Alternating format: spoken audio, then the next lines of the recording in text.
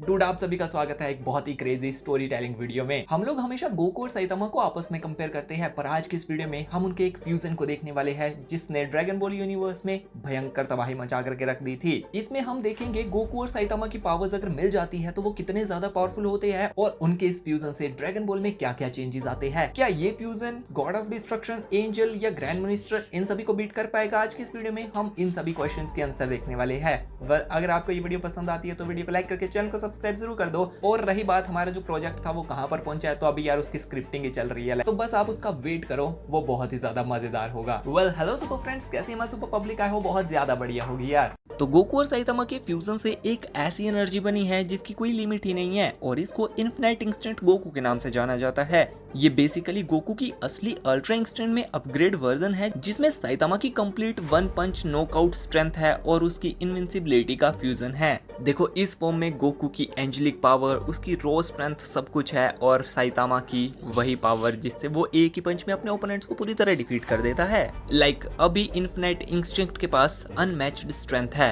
अभी गोकू किसी को भी सिर्फ एक ही पंच में पूरी तरह डिस्ट्रॉय कर सकता है, बिल्कुल साइतामा की तरह। उसके रिफ्लेक्सेस और स्पीड इतने ज्यादा नेक्स्ट लेवल हो चुके हैं कि मल्टीवर्स में उसको कोई भी बीइंग मैच नहीं कर सकता है। अभी वो स्पीड ऑफ लाइट तक को सरपास कर चुका है, मतलब प्रैक्टिकली अभी गोकू को कोई भी अटैक टच ही नहीं कर सकता है। इवन मल्टीवर्सल बीइंग भी उसके सामने कुछ भी नहीं है स्पीड के मामले में। देन वो साइतामा की तरह पूरी तरह इनवल्नरेबल हो चुका है, मतलब उसको कोई भी बीइंग टच नहीं कर सकता यार। उसको अटैक करना तो बहुत दूर की बात है। उसके पास गोकू की तरह की टेक्निक्स है और उसके पास बहुत पावरफुल अटैक्स जैसे कामेहामेहा है, पर साइतामा की पावर के टच के साथ साइतामा की फिजिकल रो पावर उसको बहुत ही ज्यादा इंसेन कैरेक्टर बना दे रही है। उसके पास कभी ना खत्म होने वाला स्टेमिना है। गोकू अपने आप को हमेशा पुश करता रहता है, अपनी स्ट्रेंथ को हमेशा बढ़ाता रहता है, लेकिन अभी उसके पास इतना ज्यादा एंड्योरेंस आ गया है कि उसको कोई भी बीइंग मैच ही नहीं कर सकता है स्ट्रेंथ में। अभी वो जितने मर्जी चाहे उतने सालों तक कंटिन्यू फाइट भी कर सकता है। इवन वो अपनी बैटल्स में खुद को इवॉल्व करता है जैसे कि साइतामा करता है, पर गोकू भी तो खुद को इवॉल्व करता है। तो यार ये फ्यूजन बहुत ज्यादा क्विक लर्नर है। अभी अपने बैटल के बीच में अपने ओपोनेंट की सारी टेक्निक्स को सीखेगा, उसको मास्टर करेगा और फिर अपने ओपोनेंट को डिफीट कर देगा।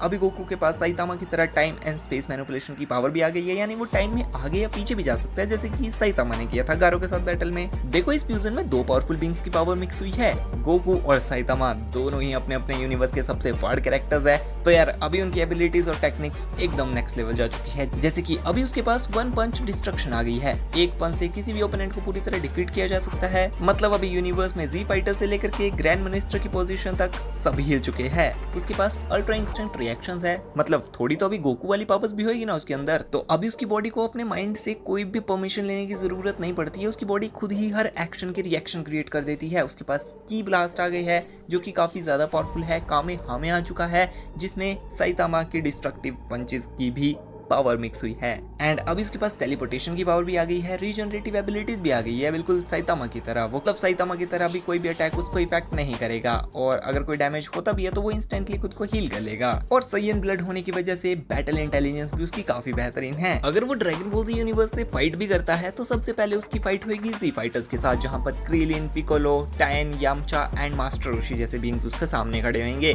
भाई ये कैरेक्टर्स उसके सामने नथिंग, मतलब कुछ भी नहीं है यार। अगर ये सारे कैरेक्टर इन्फिनाइट इंस्टिंक्ट के सामने खड़े भी हो जाएं तब भी वो उसको एक टच भी नहीं कर पाएंगे। क्रीलिन यहाँ पर अपने डिस्ट्रक्टो डिस्क का यूज करने लगता है और पिकोलो अपनी स्पेशल बीम कैनन को रेडी करने लगता है, लेकिन गोकू की रिएक्शन स्पीड अभी इतनी ज्यादा हो गई है कि वो उनकी आंखों के ब्लिंक करते ही उनके सामने खड़ा होता है और उनको बस अपनी फिंगर से टच ही करता है और दोनों खत्म, और उनको बस अपने हाथ से धक्का ही देता है और दोनों ही गिर जाते हैं। मास्टर रोशी भी अपनी फुल पावर का यूज करने लगते हैं, पर वो इन्फिनाइट इंस्टिंक्ट के सामने कुछ भी नहीं है। तो यस, जी फाइटर लेवल यहाँ पर खत्म हो चुका है। बात करते हैं नेक्स्ट लेवल की, जहाँ पर सभी सैयन्स हैं। यहाँ पर हम सबसे powerful Saiyan Vegeta, Gohan, Trunks and Goten को ले लें तो यहाँ पर वेजिटा अपने सुपर सैयन ब्लू फॉर्म में जा चुका है और ट्रंक्स भी अपने सैयन रेज का यूज कर रहा है। गोहान अपनी अल्टीमेट फॉर्म में जा चुका है, लेकिन जब गोकू इन फाइटर्स से लड़ना शुरू करता है तो उसकी स्पीड ही इतनी ज्यादा होती है कि वेजिटा की एनर्जी ब्लास्ट भी उसे टच नहीं कर पा रहे होते हैं। गोकू का एक एक पंच वेजिटा के सुपर सैयन ब्लू फॉर्म को न्यूट्रलाइज कर रहा था। ट्रंक्स और गोहान मिलकर के भी उसके ऊपर अटैक कर रहे थे, पर वो गोकू की स्पीड को मैच ही नहीं कर पा रहे थे। गोकू के अल्ट्रा एक्सटेंड में रिफ्लेक्सेस इतने ज्यादा बेहतरीन हो गए थे कि वो इन चारों ही फाइटर्स की मूव्स को एक साथ अकेले ब्लॉक कर रहा था। लेकिन यहाँ पर हमें एक और इंटरेस्टिंग चीज देखने को मिलती है। साइयन्स के पास अपने ट्रांसफॉर्मेशन का रेज फैक्टर होता है ना, पर इन्फिनिट इंस्टिंक्ट के पास कंट्रोल और पावर का परफेक्ट बैलेंस है, जो कि उसके रेज को बहुत ज्यादा बढ़ा रही है और उसको काफी ज्यादा डिस्ट्रक्टिव बना रही है।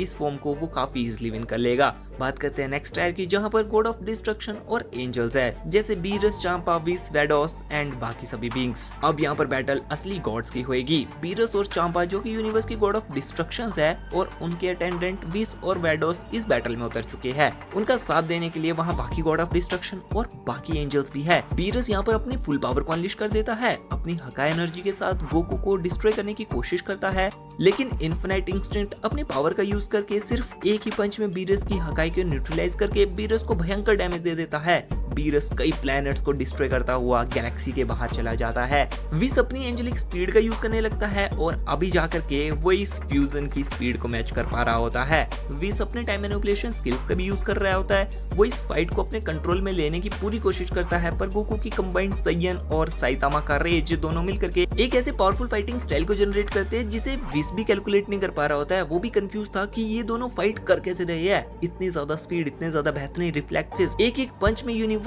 हिल रहा था। ये फाइट आराम से यूनिवर्सल प्लस लेवल की जा चुकी थी। ये फ्यूजन अभी अपनी पावर का बस कुछ % ही दिखाता है। हमें देखने को मिलता है अभी उसकी पावर का ग्राफ और भी बढ़ रहा है, और अभी ही गॉड ऑफ डिस्ट्रक्शंस इस बैटल से आउट हो चुके हैं। सभी एंजल्स भी अभी उसका कुछ नहीं बिगाड़ पा रहे होते हैं। तभी हमें देखने को मिलता है कि अब बैटल में जीनो और ग्रैंड मिनिस्टर भी आ चुके हैं। अब ये टायर मल्टीवर्सल लेवल का होने वाला है। यहाँ मल्टीवर्स के सबसे पावरफुल बीइंग है जीनो, जो कि सुप्रीम अथॉरिटी है। उसके गार्ड्स भी वहां पर थे, ग्रैंड मिनिस्टर भी वहां पर थे, यानी अभी बैटल एकदम नेक्स्ट लेवल होने वाली है। जब इन्फिनिट इंस्टिंक्ट जीनो के सामने आता है तो पहले तो जीनो भी उसे देख के थोड़ा कंफ्यूज था, क्योंकि अभी इस फ्यूजन की पावर बहुत ही ज्यादा थी। लाइक मल्टीवर्स का बैलेंस बिगड़ चुका था। ग्रैंड मिनिस्टर अपने फुल एंजेलिक पावर का यूज करने लगते हैं और इस फ्यूजन को रोकने की कोशिश कर रहे होते हैं, पर अभी इन्फिनिट इंस्टिंक्ट भी अपनी पूरी पावर्स को दिखाता है। वो अपने फुल पोटेंशियल में जा चुका था। उसने अपनी सारी पावर्स को एक्टिव कर दिया था। यहाँ की फाइट का कोई स्केल था ही नहीं। यहाँ टाइम, स्पेस, रियलिटी, कॉन्सेप्ट्स हर चीज इन्वॉल्व हो चुके थे। हमें देखने को मिलता है कि इस फ्यूजन के पंचेस इतने ज्यादा स्ट्रॉन्ग है कि ग्रैंड मिनिस्टर को प्रॉब्लम हो रही है। ग्रैंड मिनिस्टर के ऊपर भयंकर डैमेजेस पड़ रहे थे, पर ग्रैंड मिनिस्टर भी अभी अपने पंचेस इस फ्यूजन के ऊपर मार रहे थे, तो ये फ्यूजन को भी प्रॉब्लम हो रही थी। दोनों की स्पीड लगभग इक्वल हमें देखने को मिल रही थी।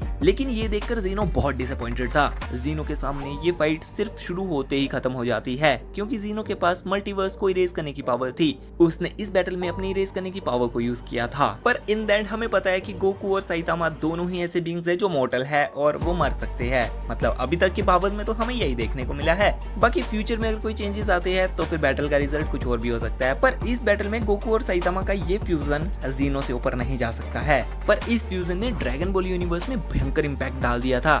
लाइक अभी पावर का बैलेंस पूरी तरह बिगड़ चुका था। लाइक यूनिवर्स में गॉड ऑफ डिस्ट्रक्शन, एंजल, जीनो ये एक हायरार्की की तरह काम करते हैं। सभी के पास बेहतरीन पावर्स है, लेकिन इन्फिनिट इंस्टिंक्ट इतना ज्यादा पावरफुल बन चुका था कि उसने हर चीज को ही डिस्ट्रॉय कर दिया। ये फॉर्म एक ऐसी लिमिट को क्रॉस कर चुकी थी जहां पर हायरार्की सिस्टम को पूरी तरह तोड़ दिया गया था। जी फाइटर से लेकर के जीनो तक हर एक अथॉरिटी से बढ़िया फाइट की गई। फ्रीजा, जीरन, ब्रॉली जैसे कोई भी बीइंग उसके सामने टक्कर के नहीं थे। ये फ्यूजन ड्रैगन बॉल के विलन्स के लिए एक ऑब्स्टिकल था, पर उसको वो हरा ही नहीं सकते थे। उसको हराना इम्पॉसिबल था।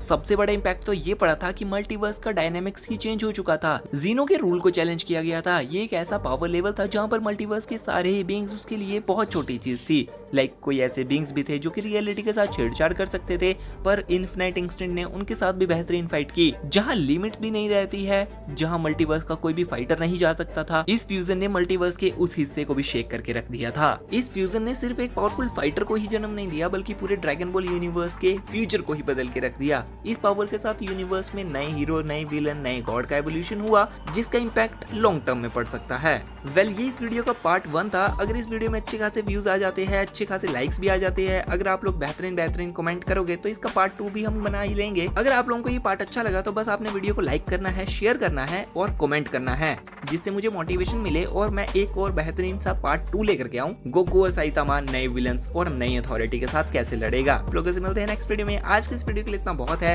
And thanks for watching.